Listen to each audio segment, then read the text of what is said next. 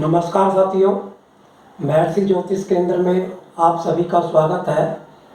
साथियों, आज हम आपसे कुछ कुंडली में होने वाले धन के योग के बारे में बातें शेयर करेंगे, क्योंकि व्यक्ति को अपने जीवन में धन होगा या नहीं होगा सबको जानने की बड़ी इच्छा होती है। तो हम आपसे धन के कुछ योग शेयर करने जा रहे हैं।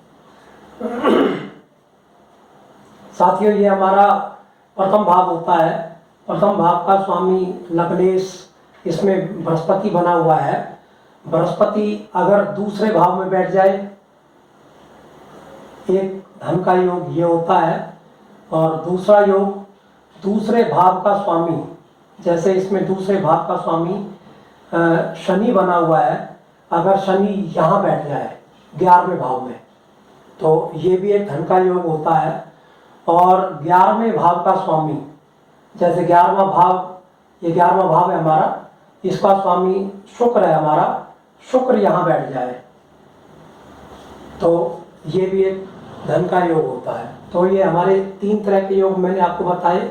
और एक जो महाधनी योग हमारी कुंडली में बनता है, जो अपार धन का जिसको योग बोलते हैं, वो जब ये तीनों शर्तें एक ही कुंडली में एप्लीकेबल हो जाएं।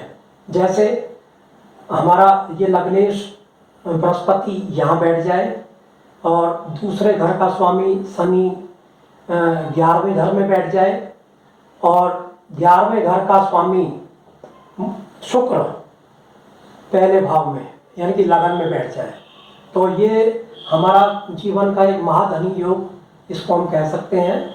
और दूसरा जो है, दूसरा एक योग बताते हैं आपको।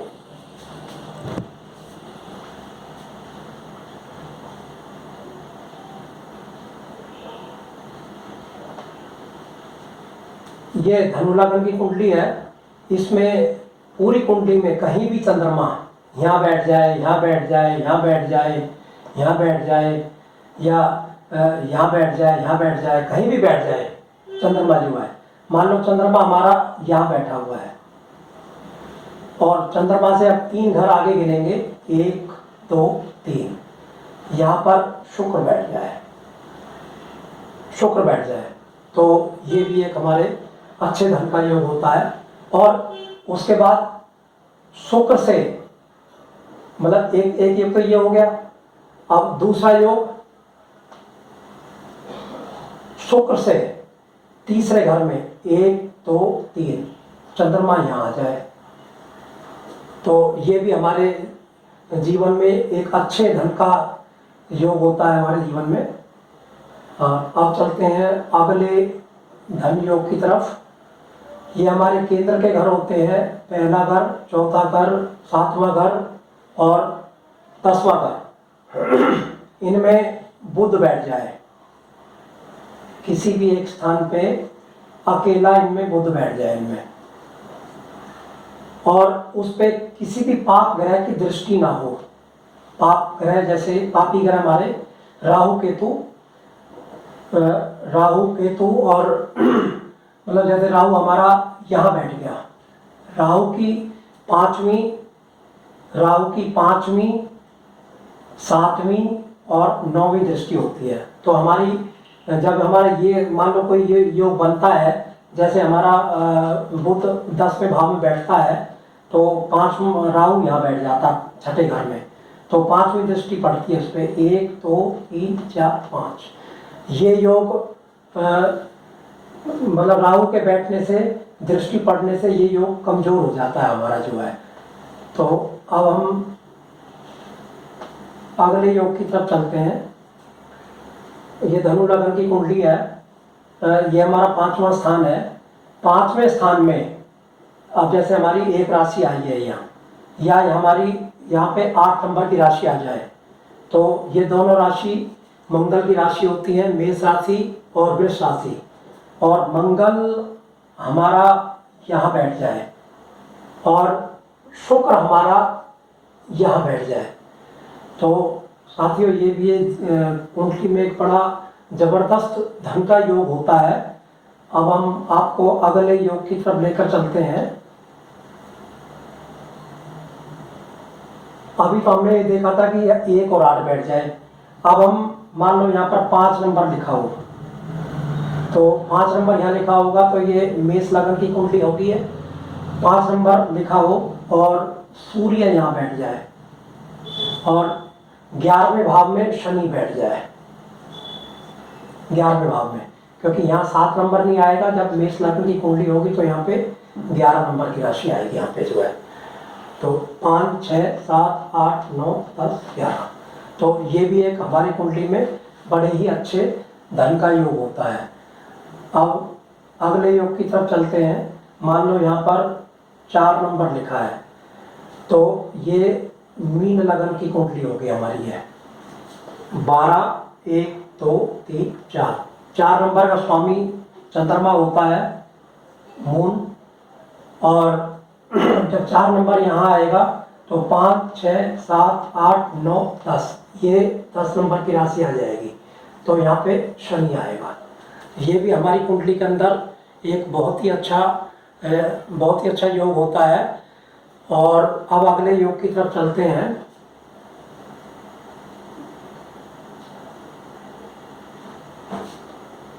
जुपिटर बृहस्पति हमारी कुंडली में, जुपिटर 4थी राशि में, 9वीं राशि में और 12वीं राशि में।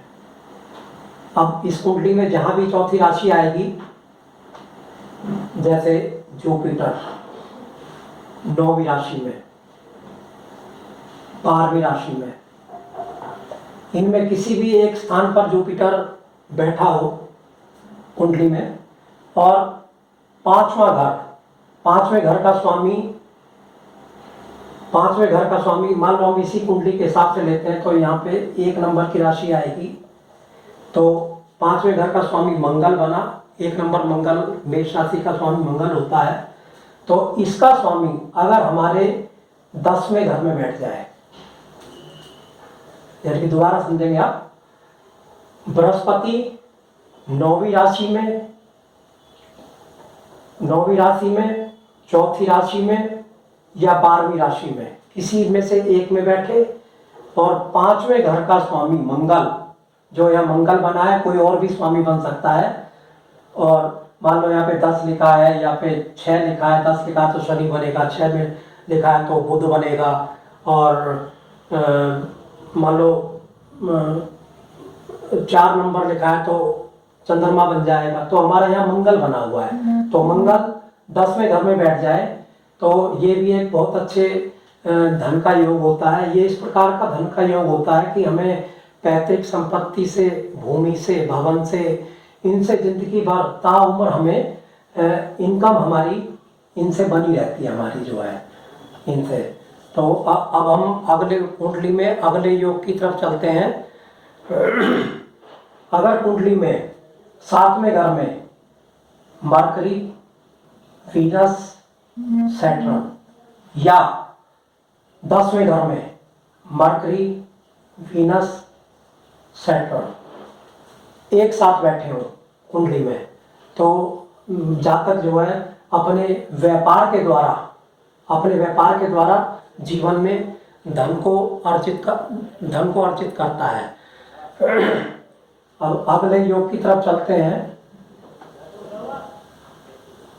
7वीं राशि में, राशि कह रहा हूं मैं, 7वें घर में मंगल, शनि, और या तो 7वें घर में या 11वें घर में मंगल और शनि बैठे हो, तो जातक वकालत के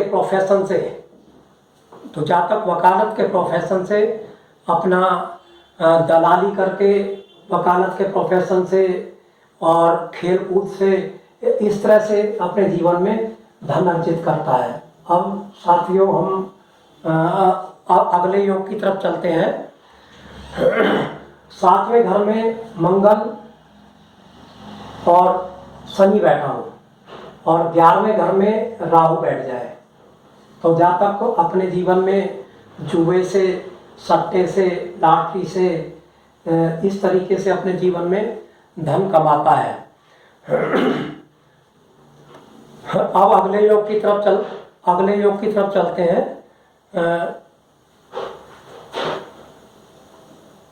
बृहस्पति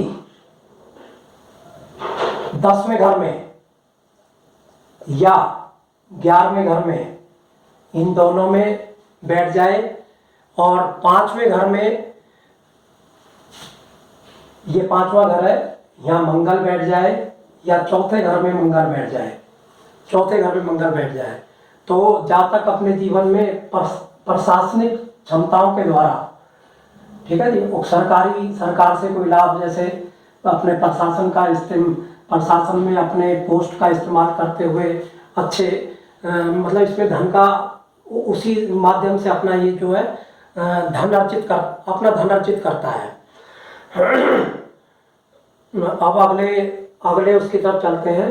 अगर 10वें घर का स्वामी, जैसे हमारा 10वां घर है ये, इसका स्वामी कोई भी हो सकता है, जैसे इस कुंडली में बुध बन रहा है, वो बुध अगर दूसरी राशि में यहाँ बैठ जाए या 7वीं राशि में 2, 5 और 6 और हाँ यहाँ 7 आ जाएगी, उसके बाद में 7 आएगी, तो 7वीं राशि में बुध बैठ जाए यहाँ पे, मतलब 10वें घर का स्वामी, जैसे मरकरी बना है, ये खुद बना है, बुध दूसरी राशि में बैठ जाए या 7वीं राशि में बैठ जाए, तो जहाँ तक अपने पत्नी के माध्यम से धन कमाता है, चाहे पत्नी इसमें बिजनेस करे या सर्विस करे, उसका माध्यम पत्नी ही होगी जो है।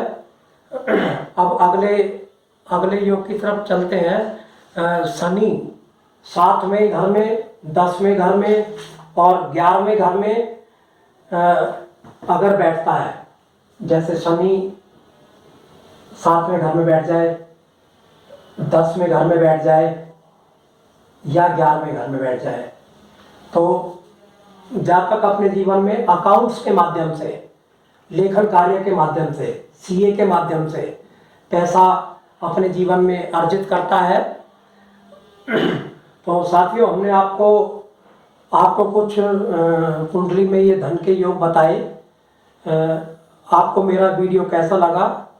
अगर मेरा वीडियो अच्छा लगा हो तो लाइक करें, अपने दोस्तों को शेयर करें और मेरे चैनल को सब्सक्राइब करें।